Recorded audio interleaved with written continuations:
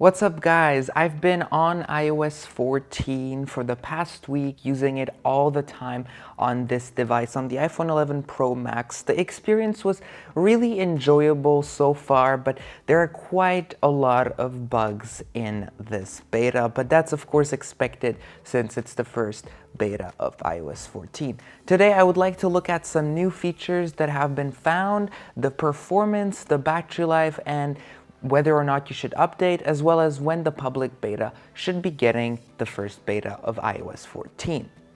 So let's start with the performance and battery life after 1 week of using it all the time.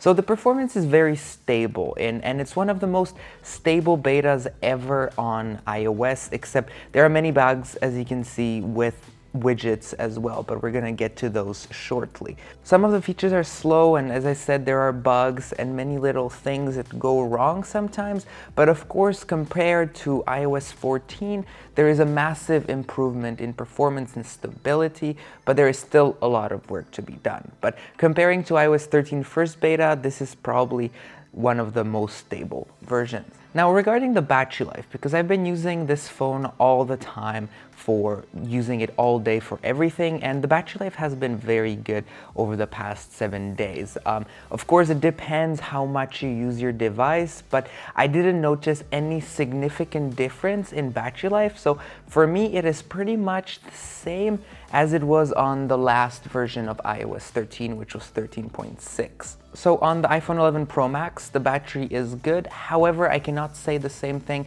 about the iPad Pro. The iPad Pro's battery is suffering. Like, there is so many problems with battery draining, and I don't know what it is, but it has to be fixed. However, on this iPhone, there is no problem whatsoever, but of course it has a big battery, so that might explain it. Also, the older devices seem to have problems as well. I've heard many people saying that they have problems on their iPhone 6, that I don't really know what's going on. So if you have that device, definitely don't update just yet. So what about the public beta? The public beta should be getting iOS 14 beta 1 in July, as Apple said, but they didn't really specify a date. But I would assume it's going to be either next week or the week after, on the 13th on a Monday, or they're probably going to release developer beta 2 on the 6th, and then release beta 1 of iOS 14 on the 13th to the public beta. Now, I'd also want to look at some of the features that I didn't mention in my previous videos that were found. So let's just do those. So if you take a screenshot, now you have this new menu here. It was here, but the whole thing is a little bit different compared to the past. Now you have the spectrum, the sliders, all this. It's a lot nicer, where in the past it would be just a little small square. So it looks a lot better. Now if we head over into settings and we go into general and the about section, and the about section, we can see down here that we have a new menu, which is carrier lock. So that's a new thing we can see here. This will show you if your iPhone has any restrictions, or your device, if it doesn't have any restrictions or isn't tied to any carrier. So this will be particularly important when you're buying a used device and you want to make sure that your carrier will be able to support this device. Another thing is that you get low battery notifications. Now, there's no way of showing this to you, but I had this with my AirPods, where basically I would get a notification when the AirPods battery would be low. So in the past, you just hear the do, and then like it would die. But now you actually will know the battery life ahead of time. It will alert you that the battery is low. Now in the alarm, when setting an alarm, let's say we add an alarm, as you can see, this whole thing changed here.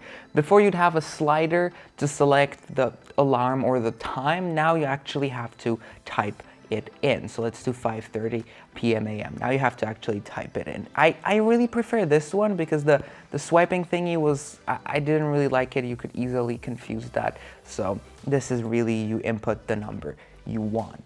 So these are some of the features that were found now, but I will of course keep updating you as I find more features, as I use the device more, because by using it more and more, there are more features that will be discovered. Now let's take a look at some of the main bugs that I've been experiencing, and one of them is putting apps in a folder. So if I go and edit the home screen, as you can see, this app sometimes I have to be running around this to try and put it inside. It seems to be working now, but sometimes I cannot put the app in the folder, which is quite annoying at times. But this of course doesn't happen all the time, but I've noticed this one when arranging my home screen. Now, widgets are sometimes empty, as for example this one. As you can see, this one is fully bugged out. Normally it would show you a graph of your screen time, but it just doesn't work, and even when you click on it, it takes a while to load. But it's just a little bit buggy, and not everything works as it should. So should you install iOS 14 Beta 1 on your device? Well, if you have a second device, then definitely do it. You can play around with all the new features and experience the widgets and experience all this. But if it's your main device, don't do it. I highly recommend against it. Wait until the first public beta, and that's when you should put it on your main device if you really want. Well, how is iOS 14 for you? Let me know in the comments down below. How's the battery life? How's the performance for you? How do you like the new features? Let me know in the comments down below. Well, if you enjoyed the video, then please leave a like, subscribe, and hit the bell to stay notified when I release my next video. Also, if you missed my previous video, then please click the card shown up there. Okay, take care, and I'll see you in my next video.